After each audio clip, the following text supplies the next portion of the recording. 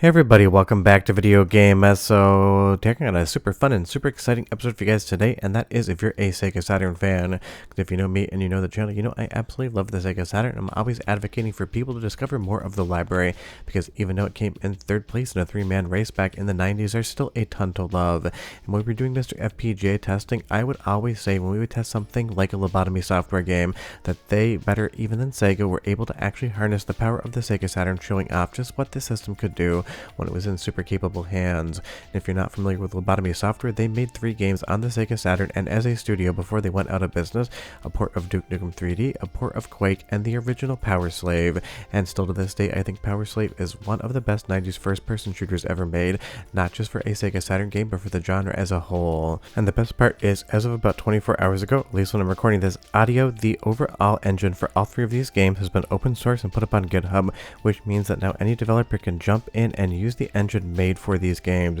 And when I say it's some of the most technically impressive stuff you can get on Sega Saturn, both with the lighting model as well as its performance and 3D capabilities, I 100% mean it. This engine absolutely is just basically one of the best pieces of software ever written for Sega Saturn, and now anyone who wants to use it for first-person shooters or maybe other genres, depending on what you can actually get running in it, is going to have full reign to be able to play around with the engine, modify it so long as the overall license adheres to the changes, and just basically make new and inventive Sega Saturn games. And you'll see there with that explosion overall, the lighting engine in this, and especially in Powerslave, just absolutely makes the Sega Saturn look like it could beat PlayStation 1 or Nintendo 64 any day of the week. And that is just down to, again, the overall technical expertise of Lobotomy Software when it came to Saturn, because these games got ported elsewhere, and as far as Powerslave is concerned, it also got a DOS version that I don't think is anywhere near as good as something like actual Powerslave on the Sega Saturn. That game is genuinely one of the best games of all time in my opinion. Leave me your thoughts down below.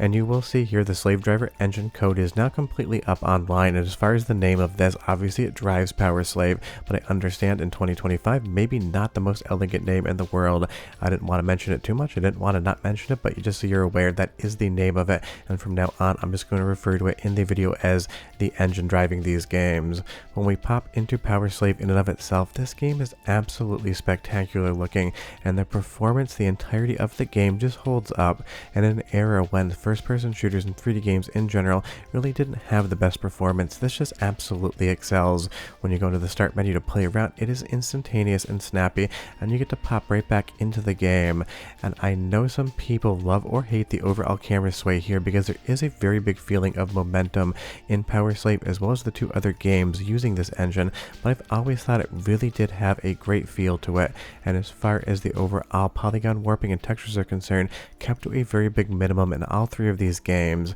And the nice thing is, if we go through the source code, you'll be able to actually see how this is all done, and this is definitely going to be something that developers are going to use moving forward, because there are some new tools for developing Sega Saturn games, but as far as this engine is concerned, it's always been the gold standard as far as getting performance out of Saturn in a first-person game, and now that's going to be available for absolutely everyone who wants to make a Saturn game to use. I think you're probably going to see a lot of ports of other games that are first-person shooters into the engine, but I'm sure you're going to see people start using it for completely new purposes. And again, even though it is Saturn code, if someone really wanted to go out there and modify the engine to run on a different piece of hardware, that could be done as well. With the source code available, the sky truly is the limit as to what could be done, and that's going to be amazing for Saturn fans moving forward. And the engine sounds great as well. Listen, and I'll be right back.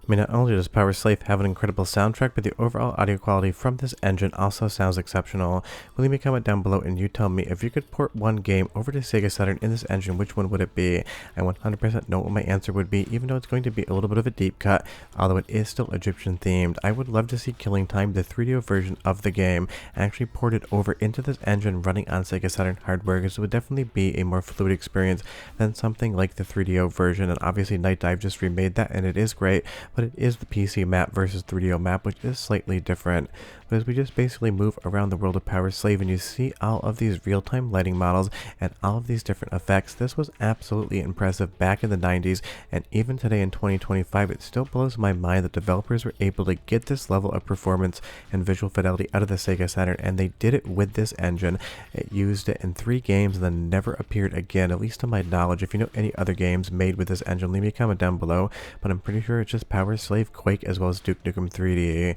And speaking of Quake, let's take a look at that really quickly, because you'll see here in the beginning, this is just basically the introduction sequence to Quake, but you get the Sega logo, and you're also going to get the Lobotomy Software logo, and this is a game where that lighting model definitely works, but it is one of the games out of the 3 that uses full 3D models, because obviously Quake was not sprite based when it came out. It was the next evolution after Doom for id Software, and it went to full 3D. So even though this is an excellent port, I would say of the 3 games, maybe the least impressive, just because if you ever played the PC version of the game, you're going to know this is a downgrade versus Duke Nukem 3D, which feels like an effective port, versus Powerslave, which is an original game created specifically for the Sega Saturn. So Quake has the disadvantage of just being one of those games that people know, but even this red lighting in the corner, absolutely amazing, and these are all tricks that the overall engine can pull off. So again, just think to yourself, once developers that love to work on Sega Saturn hardware get a hold of this thing and start playing around with it, the amount of experiences and technical impressive features you're going to see in games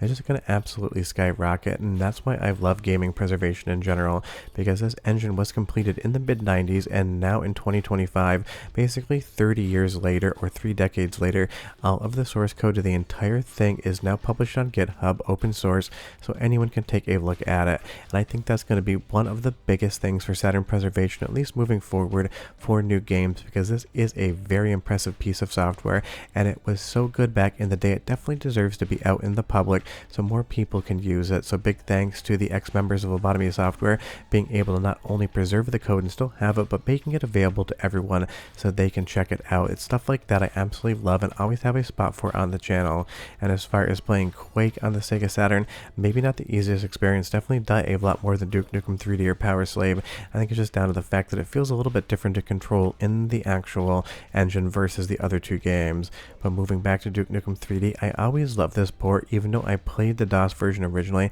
it was an excellent version of this game, and considering how bad some of the ports of stuff like Doom were to Saturn, you could tell that Lobotomy Software absolutely nailed it when it came to this engine. But we're going to do soundtrack sample 2 time right now, and don't go off that ledge, it's just going to absolutely screw you over. Don't know how I did that, just wasn't paying attention. 45 seconds of audio, and I'll come back and tell you a little bit more about the engine and why it is so important though.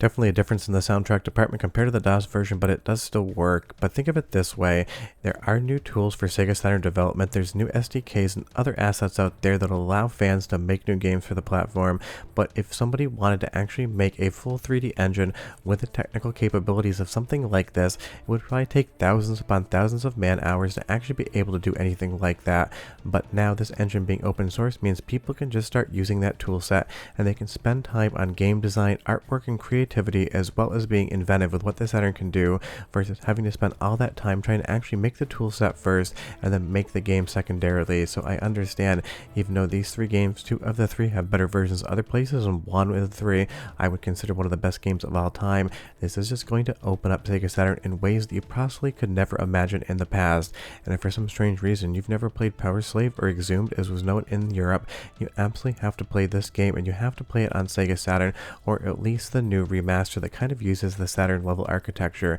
because this was one of those games when I first played it in the 90s I fell in love, and to this day in 2025 I will still say it is one of the best first-person shooter games ever made of that era. But you leave me a comment down below and you tell me if you played it or not. But this engine is now out, the entire code is there, changes can be made, games can be developed in it. Now it's not going to be the easiest thing to develop games because it is still hard, but people can do it today, and that is huge. But short of that, hope you enjoyed the video, definitely a more technical one. Go play Powerslave, and I'll see you guys next time. Bye bye.